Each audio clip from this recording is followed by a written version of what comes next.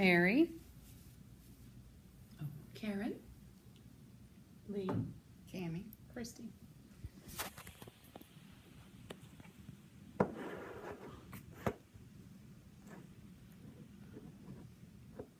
Hi everyone, I am here to talk to you guys about choosing your friends wisely on social media. We are going to start out with a story that was all over the news for quite some time. The story of a man named Manti Te'o. He was a star linebacker for Notre Dame, and in 2012 he was the runner-up for the Heisman Trophy. When the news started breaking about how he was going to win the Heisman Trophy and how he was in the running, it came out that the girlfriend he had been seeing for several years was in fact not real.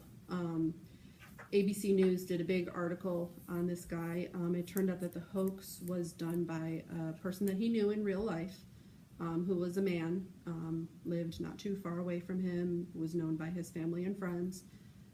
He had actually stolen the picture of another woman off of the internet and used that as what the girlfriend was.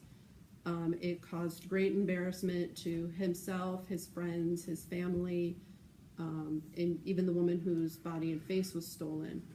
And for the longest period, that's all you heard about on the news was how could this happen to him and how would he let this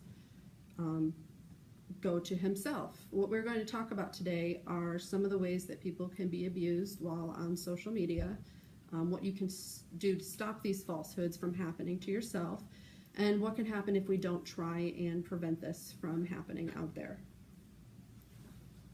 One of the terms, a couple of terms I'm going to teach you guys about that we got off of Urban Dictionary is a catfish, which is when somebody is using Facebook or social media to create a completely false identity. Normally it's for romantic purposes. Trolling is also out there, and that's when somebody goes and deliberately posts something online with the intention of causing the maximum amount of harm to somebody else.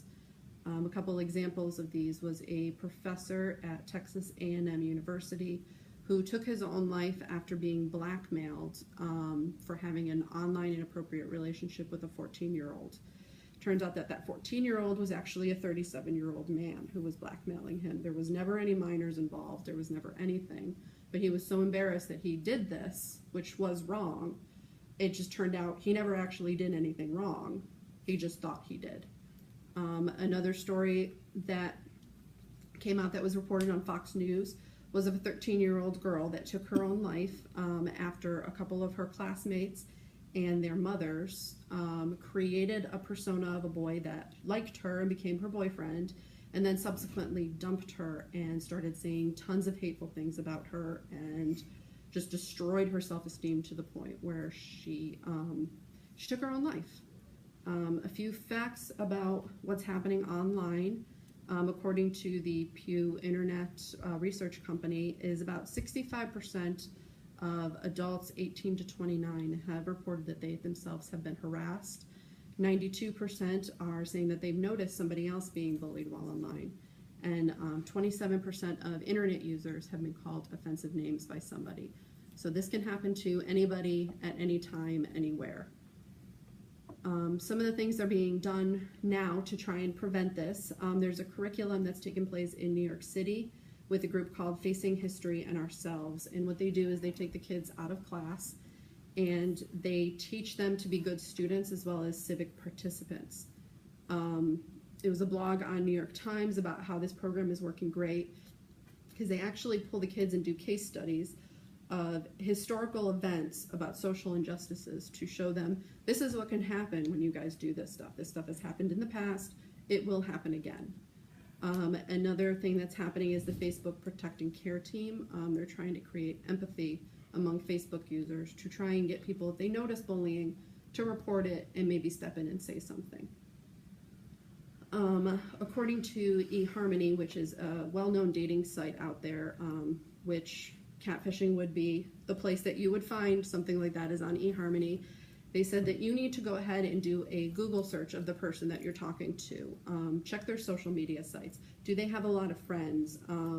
Check it out and see what they're telling you. If they're telling you they run this kind of business, chances are that business has a website.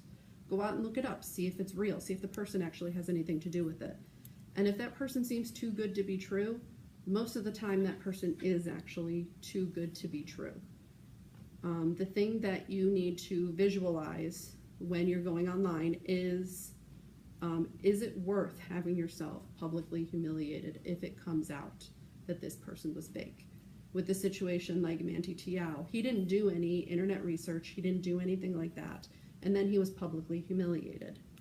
The other thing is, do you want to prevent this from happening to somebody else? Do you not want to see somebody else have this?